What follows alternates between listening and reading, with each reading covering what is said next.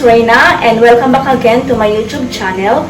Today I am going to show you how I make the Puto Oreo cheese recipe. Okay, we're going to start the ingredients.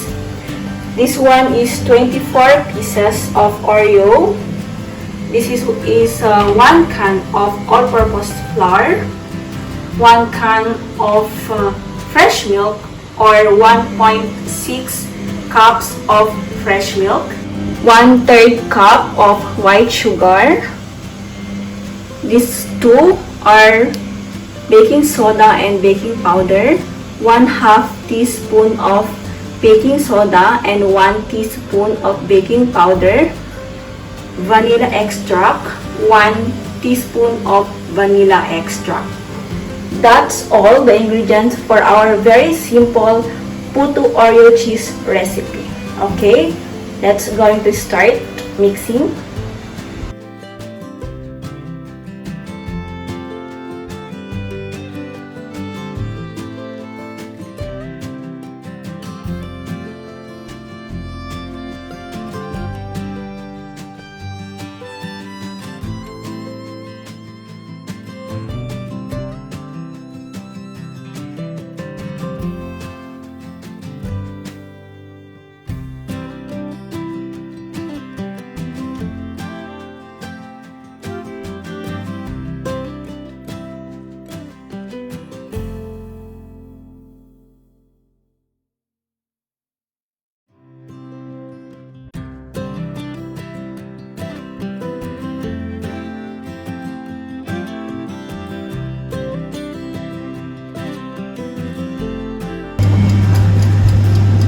Ayan, nagbe-bake na yung ating Puto Oreo cheese recipe.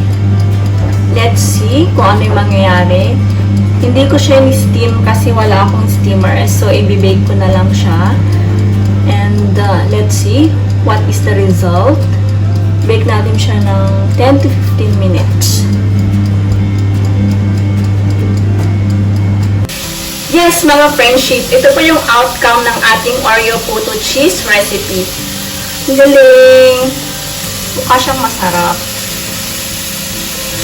Yan. Pumuputok siya, tapos nilagyan ko siya ng cheese para pumasok yung cheese sa loob para malasa yung alat at tamis niya. Masarap to. Promise. Mamaya titikman natin, ita-try natin kung masarap ba talaga ito ginawa natin. Ito po yung outcome ng ating bake. Pinalamig ko muna siya kasi mainit masyado pag tinikman ko. So, titikman ko yung isa. Ito. Nag-melt talaga yung cheese. Tumigas na siya. Okay, ito yung Oreo cheese Puto. Tikmaman ko.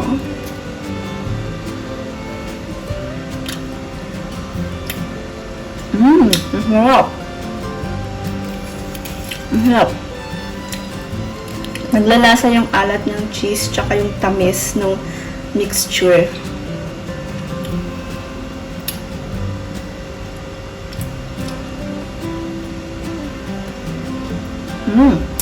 Yummy. Sarap. Sarap. Ang sarap, guys. Promise hindi kayo magsisisi. Try din yung recipe. Oreo Puto cheese recipe. Sarap.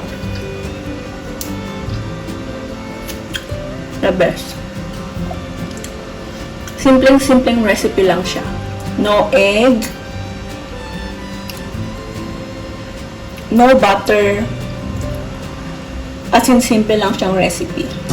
Inusulat ko sa description kung ano yung mga ginamit ko para madali nyo lang siyang masundan. Thank you for watching, guys.